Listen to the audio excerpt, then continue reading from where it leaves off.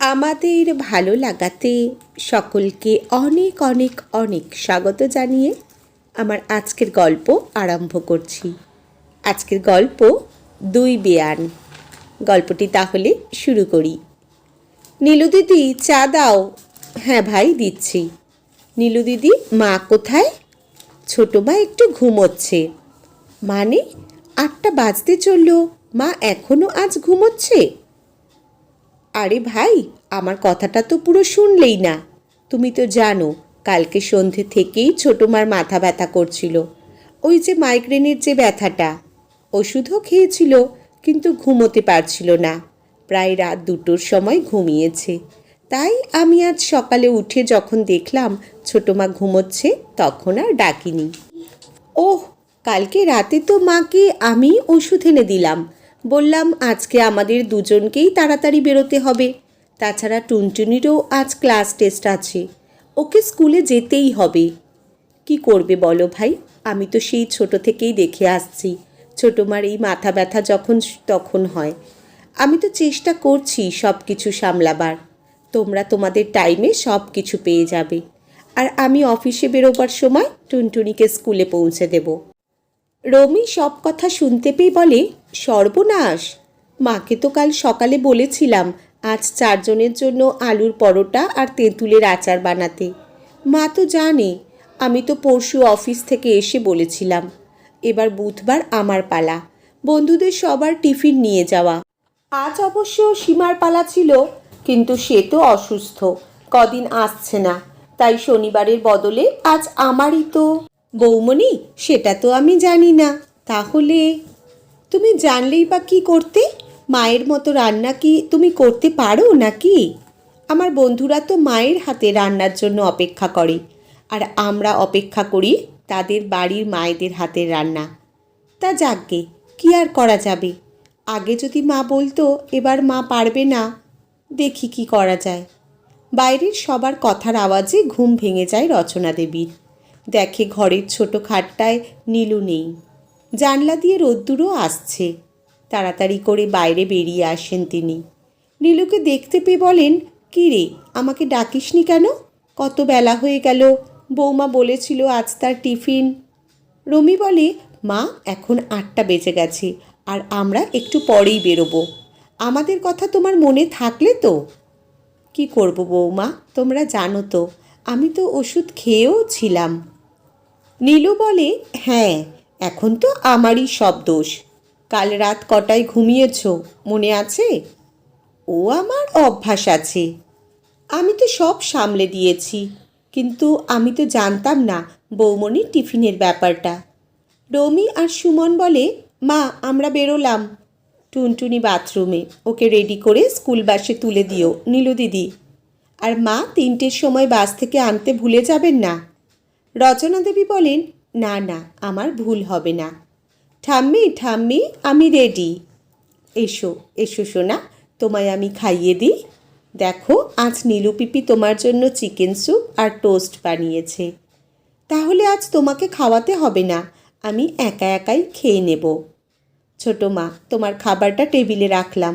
আমরা বেরিয়ে গেলে তাড়াতাড়ি স্নান করে পুজো করে আগে খেয়ে নেবে। আমি ফোন করে জানবো কিন্তু। খুব তো পাকামো হচ্ছে, তা তুমি তো খাওনি। আজ তো আমি বাসি কাপড়ে তোকে খেতে দিতে পারবো না মা। যেমন আমার খাবারটা রেখেছো, তেমন তোমারটাও নিয়ে এসে আমার সামনে খাও, তারপর বেরোবে। কয়েকদিন পর সুমন অফিস থেকে এসে বলে, মা আমরা পরশুদিন অফিসের সব বন্ধুরা দার্জিলিং যাব 4 দিনের জন্য। রমি ওর মাকে এখানে এসে থাকতে বলেছে। তোমরা দুজন টুনটুনিকে দেখে রাখবে। রচনা দেবী বলেন, আচ্ছা আমি একটা কথা বলি, তোরা সব সময় নিজেরা যাস, মাঝে মাঝে তো দিদিভাইকে নিয়ে যেতে পারিস, ওর ভালো লাগবে। এই বয়স থেকে পড়াশোনা, নাচ, আঁকা, ক্যারাটে, সব সময় বদ্ধ জীবন আমার মতন। জীবনে একবারও বাড়ির বাইরে গিয়ে থাকিনি। কত শখ ছিল বৌমার হাতে সংসারের দায়ভার তুলে দিয়ে মাঝে মাঝে একটু তীর্থ করতে যাব। মা, এই তোমার আবার শুরু হলো, যখনই আমরা কোথাও যাই। আমি তো তোদের সঙ্গে যাব বলছি না বাবা, তোদের টাকা পয়সাও চাইছি না। ওই তোর বাবার পেনশনের টাকাতেই হয়ে যাবে। বড় রাস্তার মোড় থেকে তো বাস ছাড়ে পুরী যাবার। কমলের মা বলছিল ও ওর শাশুড়িকে পাঠিয়েছিল, ওরা খুব যত্ন করে বয়স্কদের ঘুরিয়ে নিয়ে আসে। মা, ওসব এখন ছাড়ো, পরে দেখা যাবে। তাহলে কাল রাত্রিরে কিছু শুকনো খাবার বানিয়ে রেখো। রাতে শুয়ে সেদিন রচনা দেবীর পুরনো অনেক কথা মনে পড়ে। সেই কোন ছোটোবেলায় সান্যাল বাড়ির ছোট বউ হয়ে এসেছিল সে। মাথার উপর শ্বশুর শাশুড়ি, দুই বড় ননদ। একমাত্র তার বন্ধু ছিল তার বড় যা আরতি, আর ছিল বিনু। বিনু ছিল তার দূর সম্পর্কের যা। শুনেছিল রমু যখন ছোট তখনই তার বাবা মা কোনো এক অ্যাক্সিডেন্টে মারা যায়। সেই থেকে তাদের শাশুড়ি মাকে তার দেওর রমু মা বলতো। সেই বিনুরই মেয়ে নীলু, মানে নীলিমা। নীলু ছোট থেকেই তার ন্যাওটা, এখন কাজের সূত্রে কলকাতায়। ওরা দুই বুড়ো বুড়ি এখন গ্রামে। তাদের যে বাড়িটা ছিল সেখানেই থাকে। মাঝে মাঝে এখানে এসে কটা দিন কাটিয়ে যায়। বিয়ের 1 বছরের মাথায় সুমন আসে। সেই থেকে সংসারের চাপ। ছেলেকে মানুষ করার জন্য তারা কোনো দিনই নিজেদের কোনো শখ আহ্লাদ মেটায়নি। তারা ভাবত ছেলে বড় হলে চাকরি করলে তারা বুড়ো বুড়ি তীর্থ করতে যাবে। সেটাই বা হলো কই? ছেলে চাকরি পাবার আগেই একে একে সবাই তাদের ছেড়ে চলে গেল। যে যার নিজের মতন সংসার গুছিয়ে নিল। তখন ভাবতাম ছেলেকে কার কাছে রেখে তীর্থ করতে যাব। আমি বাড়ি না থাকলে তো ছেলের অসুবিধা হবে। ছেলের বিয়ে দেবার পর সেই একই অবস্থা। ছেলে বৌমা দুজনেই বেরোয়। আর এখন তো তার নাতনি টুনটুনি আছে। তার বাবা মা তাকে রেখে বেশ যখন তখন ঘুরতে বেরোয়। এখনকার বাবা মায়েরা নিজের সুখ স্বাচ্ছন্দ্য বজায় রেখে সব করতে পারে, কিন্তু নিজে তিনি তা পারেননি। এখন মনে হয় সেটা তারই দোষ। কটা দিন পর রমি অফিস থেকে ফিরেই দেখে তার মা শাশুড়ি মার সঙ্গে গল্প করছে। রমি বলে, এ কি মা, তুমি যে আজ আসবে আমাকে ফোনে জানাওনি তো? রমির মা সুমনা দেবী বলেন, না, তোকে ইচ্ছা করেই জানাইনি। রমি কিছু বলতে যাবে তার চোখে পড়ে মার পাশে একটা বড় ব্যাগ, আর ছোট ব্যাগটা তো আছেই, তার পাশে আরও 2টো বড় ব্যাগ রাখা।